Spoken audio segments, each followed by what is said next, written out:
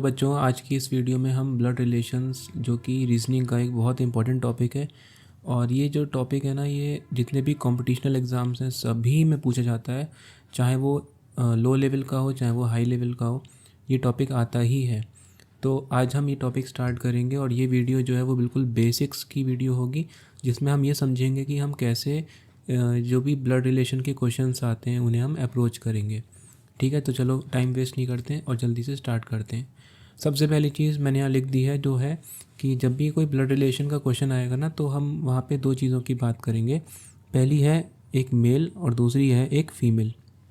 Mail और female, mail को हमेशा हम पॉजिटिव साइन से रिप्रेजेंट करेंगे और फीमेल को हम हमेशा नेगेटिव साइन से रिप्रेजेंट करेंगे, चाहे वो कोई भी हो, चाहे हमारी मदर हो, चाहे हमारी बहन हो, चाहे हमारी डॉटर हो, है ना। जितनी भी फीमेल्स होंगी वो सब नेगेटिव साइन से, और जितने भी मेल्स होंगे जैसे पापा, बेटा, हमारे ग्रैंडफादर, तो वो सब हमारे पॉजिटिव साइन से शो होंगे।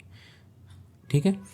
दूसरी चीज़, प्लस माइनस के अलावा अगर हस्बैंड और वाइफ या फिर कपल का कोई रिलेशन होगा, जैसे कि हस्बैंड और वाइफ का रिलेशन है, तो हस्बैंड वाइफ का रिलेशन जो है वो हम इक्वल से सेपरेट करेंगे। एक तरफ हस्बैंड आ जाएगा मींस प्लस, एक तरफ वाइफ आ जाएगी मींस माइनस। ठीक है। कपल जब भी आएगा तो बीच में इक्वल का साइन लगाएंगे, एक तरफ प्लस का साइन और एक तरफ माइनस का साइन। प्लस वाला हस्बैंड हो जाएगा और माइनस वाला हमारी वाइफ हो जाएगी उसकी। ठीक है, ये हो गए कपल। अच्छा, यहाँ पे कुछ जनरेशन्स की बात भी होती है। जनरेशन्स मतलब जैसे कि अगर हम बात करें कि मोस्टली क्वेश्चन जो भी होते हैं ना, उसमें 3 जनरेशन्स की बात चलती है। जैसे अगर हम फर्स्ट जनरेशन की बात करें तो फर्स्ट जनरेशन में let's say first generation, second generation and third generation. ठीक है। अब कई जगह पे आप इसको रिवर्स डायरेक्शन में भी बोल सकते हैं। ये पर्सन टू पर्सन चॉइस है। ठीक है, इससे कोई मतलब नहीं होता वैसे क्वेश्चन करते टाइम पे, ये बस समझा रहा हूँ मैं आपको। थर्ड जनरेशन में कौन होता है, जैसे कि हमारे सेकंड जनरेशन की बात करते हैं। सेकंड जनरेशन में हमारे मम्मी पापा आ जाएंगे। ठीक है, मम्मी पापा जैसे मान लीजिए ए और बी, ये दोनों जो है वो हस्बैंड वाइफ हैं। तो ए और बी हस्बैंड वाइफ हैं, तो इनके बीच में क्या लगाएंगे हम, इक्वल का साइन लगा देंगे। रिप्रेजेंट करने का तरीका है। ठीक है, जिसमें ए हस्बैंड है और बी वाइफ है। ठीक, अब हस्बैंड और वाइफ है, हस्बैंड और वाइफ इनका कोई बच्चा भी है। मान लेते हैं इनके 2 बच्चे हैं, सी और डी। एक बेटा है और एक बेटी है। तो सी मान लेते हैं बेटा है, तो बेटा और बेटी दोनों ही फर्स्ट जनरेशन में आ जाएंगे, सी और डी। ठीक है, सी मान लेते हैं इनका बेटा है और डी इनकी बेटी है। दोनों भाई बहन हैं, तो भाई बहन के रिलेशन को हम एक लाइन से सेपरेट करते हैं। ठीक है, इसका मतलब हो गया ये दोनों भाई बहन हैं। अच्छा, ये दोनों इनसे कैसे रिलेटेड हैं, ए और बी से। ए और बी इनके मम्मी पापा हैं, तो इनको कनेक्ट करना पड़ेगा ना। तो कनेक्ट करने के लिए हम एक लाइन खींच देंगे किसी भी एक से, चाहे वो मम्मी हो चाहे वो पापा हो, उससे मतलब नहीं है। ठीक है, इतनी बात समझ में आ गई। अच्छा, इसके बाद देखो, हस्बैंड और वाइफ मम्मी पापा के ऊपर कौन होंगे, उनके मम्मी पापा। तो मैं मान लेता हूँ ए जो है, जो कि हस्बैंड है, उनके मम्मी पापा कौन है, ई और एफ। ये दोनों भी कपल हैं। ई मान लेते हैं इनके पापा हैं और एफ मान लेते हैं इनकी मम्मी हैं। ठीक है, ए के फादर कौन है, ई, ए के मम्मी कौन है, एफ। तो मेरा क्वेश्चन आपसे ये है कि आप बताइए ई, क्योंकि ए के पापा हैं तो वो ए के बच्चों के कौन हुए। अगर हम ए के बच्चों की बात करें तो ए के बच्चे कौन है, सी और डी। तो मेरा सवाल ये है कि सी के लिए ई कौन हुआ, बताओ सी के लिए ई कौन हुआ। तो सी के पापा हैं, मींस सी के दादाजी हुए वो, है ना। तो सी के ग्रैंडफादर हो गए ई।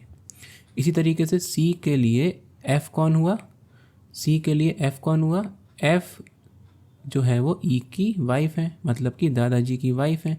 दादाजी की वाइफ कौन होती है, दादी। तो सी की दादी हुई, मतलब ग्रैंडफादर एंड ग्रैंड मदर। ठीक है, इजी है, आसान है। इस तरीके से हम चार्ट बना के चीज़ों को समझेंगे। ठीक है, डी के लिए भी ग्रैंडफादर ग्रैंड मदर हुए। अच्छा, अगला सवाल ये है, ये तो सी के पापा हैं, लेकिन अगर मैं आपसे पूछूं कि सी की मम्मी कौन है, बी, सी की मम्मी कौन है, बी, तो बी के कौन हुए दोनों, बी के कौन हुए बताओ, एफ तो हो गई बी की सासू माँ, और ये कौन हो गए, ये ससुर जी हो गए। इंग्लिश में कैसे बोलेंगे ये बताओ, ये हो जाएंगे फादर इन लॉ और ये हो जाएंगे मदर इन लॉ। समझ में आ गई बात। तो इस तरीके से हम किसी भी डायग्राम को समझेंगे और चीज़ों को इम्प्लीमेंट करेंगे। चलिए मैं एक क्वेश्चन लिखता हूँ आपके सामने और आपसे पूछूंगा, आप नीचे कमेंट करके बता सकते हैं। क्वेश्चन है, Rahul is the father of Seema and brother of Mohan. अब इस लाइन को आपको इस तरीके से डायग्राम बना के शो करना है। तो कैसे शो करेंगे देखते हैं। Rahul is the father of Seema, Rahul Seema का फादर है, मीन्स सीमा और राहुल के बीच में एक जनरेशन का गैप है। ठीक है, तो सीमा नीचे आएगी, सीमा को हम एस से डिनोट कर देते हैं, और क्योंकि सीमा कौन है, फीमेल है, तो यहाँ पे नेगेटिव का साइन लग जाएगा। ठीक है ना। राहुल इसका फादर है, तो राहुल फादर है तो राहुल इसके ऊपर आएगा, और राहुल फादर है मीन्स प्लस का साइन लग जाएगा। Rahul is the father of Seema, Seema का तो वो फादर है, एंड ब्रदर ऑफ मोहन, लेकिन मोहन का वो भाई है। कौन, राहुल, राहुल मोहन का भाई है। यहाँ पे हमने बताया था कि सी डी का भाई है, तो हमने इसको इस तरीके से रिप्रेजेंट किया था। अब राहुल मोहन का भाई है तो कैसे रिप्रेजेंट करेंगे, राहुल और मोहन को एक जनरेशन में रखेंगे और इनके बीच में एक लाइन खींच देंगे। मोहन का भाई है, अब मोहन का जेंडर यहाँ क्लियर नहीं है, मोहन हो सकता है लड़की हो, मोहन हो सकता है लड़का हो, तो हम यहाँ ना प्लस का साइन लगाएंगे और ना ही माइनस का साइन लगाएंगे, क्योंकि क्वेश्चन में उसने कहीं नहीं बताया कि मोहन कौन है। हाँ, हमें नाम से पता चल रहा है कि ये लड़का होगा, बट हम नहीं कह सकते कुछ भी। समझ में आ गई बात।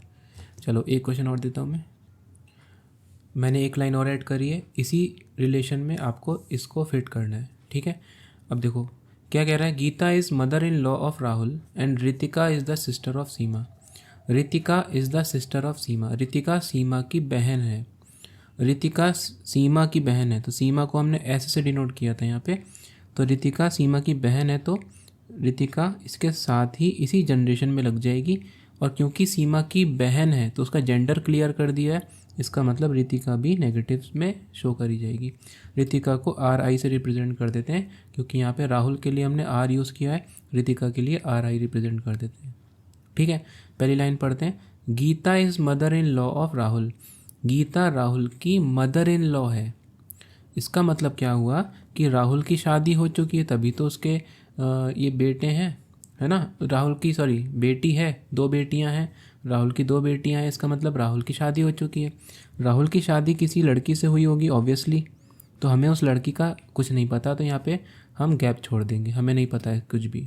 अब गीता जो है वो राहुल की मदर इन लॉ है, मदर नहीं है, मदर इन लॉ है, मतलब कि राहुल की जो वाइफ होगी उनकी मम्मी, राहुल की वाइफ की मम्मी राहुल की कौन होंगी, मदर इन लॉ होंगी, सासू माँ होंगी, हिंदी में बोलेंगे अगर तो सासू माँ होंगी। कौन, गीता, तो गीता राहुल की वाइफ की मम्मी होंगी, तो यहाँ पे हम लाइन बना के गीता लिख देते हैं, गीता मदर इन लॉ है तो जेंडर क्लियर कर दिया उसने, नेगेटिव का साइन लगा दिया। समझ में आ गया। तो ये राहुल की मदर इन लॉ हो गई, राहुल की वाइफ की मम्मी हो गई। समझ में आ गया। अच्छा एक और लाइन लिख देते हैं, लेट्स से कोई नाम ले लेते हैं, Chitranshi, Chitranshi is the wife of Rahul, Rahul की वाइफ कौन है, चित्रांशी, तो यहाँ पे हम सी बना देते हैं और ये राहुल की वाइफ हो जाएगी। समझ में आ गया। इस तरीके से हम क्वेश्चंस को अप्रोच करेंगे। और ये इंट्रोडक्शन वीडियो था, स्टार्ट हम कर रहे हैं ब्लड रिलेशन आज।